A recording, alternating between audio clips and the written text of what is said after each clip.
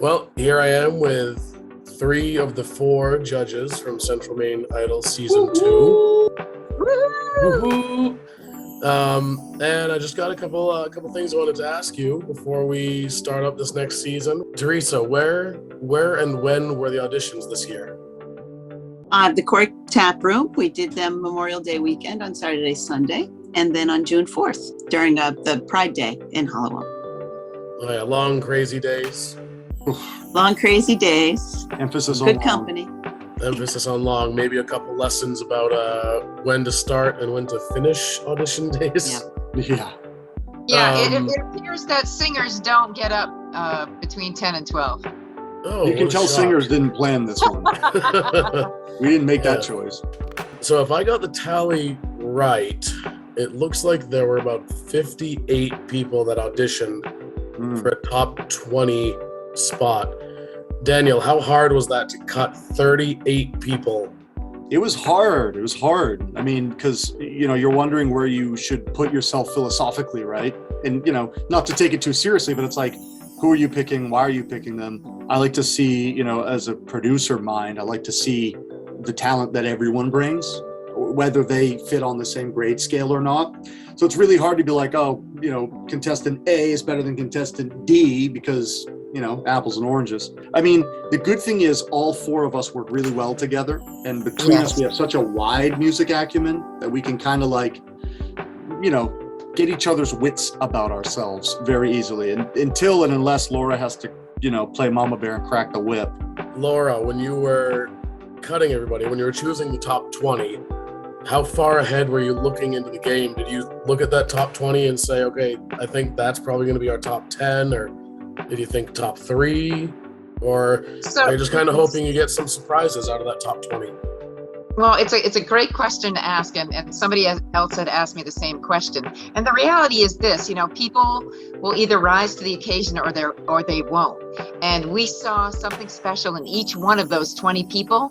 And, some of them shone brightly in their audition. This season on Central Maine Idol. I didn't know that. Just everything about it was good. That's so fun.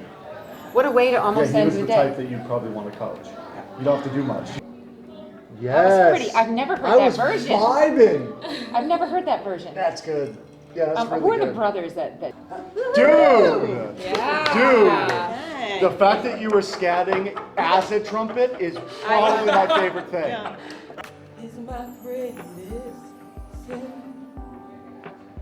Oh my gosh, that was Dude, so good. I want to hear your that song. tone- I know. Yeah, What a I was beautiful getting song. like Tony Braxton. I was getting Yeah. Tracy Chapman in your low vibratos. Yes, I love yes. my Tracy. Yeah, oh I yeah. love Tracy. Yeah.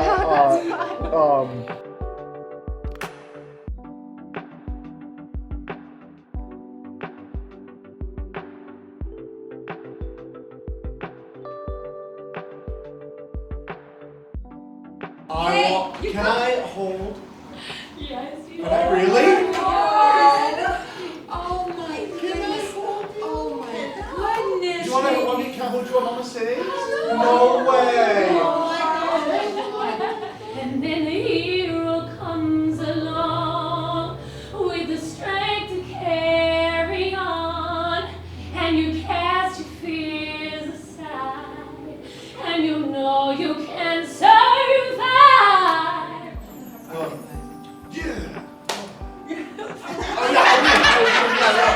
Oh, you guys are here.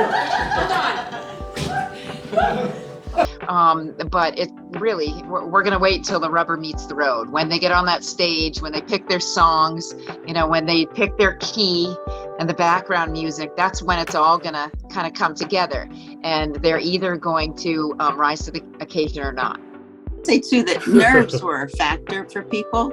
And so, you had the people that came in and kind of calmed down through talking, speaking with us a little bit, and then were able to deliver. But then you also wondered about, okay, now this is a room with 3 people, which is intimidating, but you also have to be ready to perform for a crowd. Given the talent involved, what do you think the viewers can expect this year, and how important is it that they attend the live performances instead of waiting for the recaps?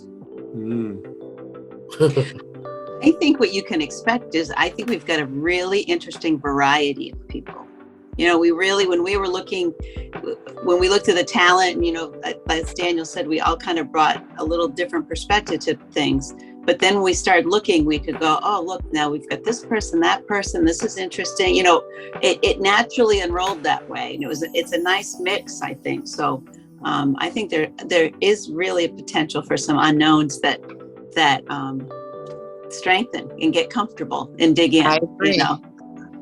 Yeah, I agree. And I think that coming to the shows, you start to build favorites. And they need to see, the contestants need to see the people in the audience just as much as the audience needs to see the contestants. I think it works both ways. And it makes for a real special show when there are, you know, packed seats and people are really rooting for the contestants that they like the most.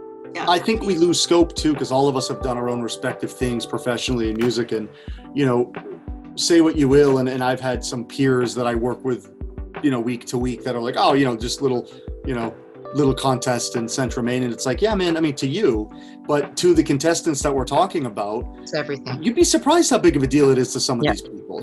When does this all begin, and where is it happening? The Quarry Tap Room. It all goes down every Monday, 5:30. Starting Monday, June 13th. June 13th, 5:30. That's Monday it. the 13th, 5:30. See you there. Be there or be square. Yeah, Yes. get there early so you can get a seat. I was gonna say, I didn't attend my first show last year until I think it was the third week, and standing room only, and it only got more packed from then. Yeah. So if you want to watch some excellent singers do what they do and potentially grow while they're doing it, make sure you come to the show. 100%. Billy, I couldn't have said it better myself. We'll see you there. Yeah. Yes. See everybody there. All I'm right. excited. Now off to drink. Woo!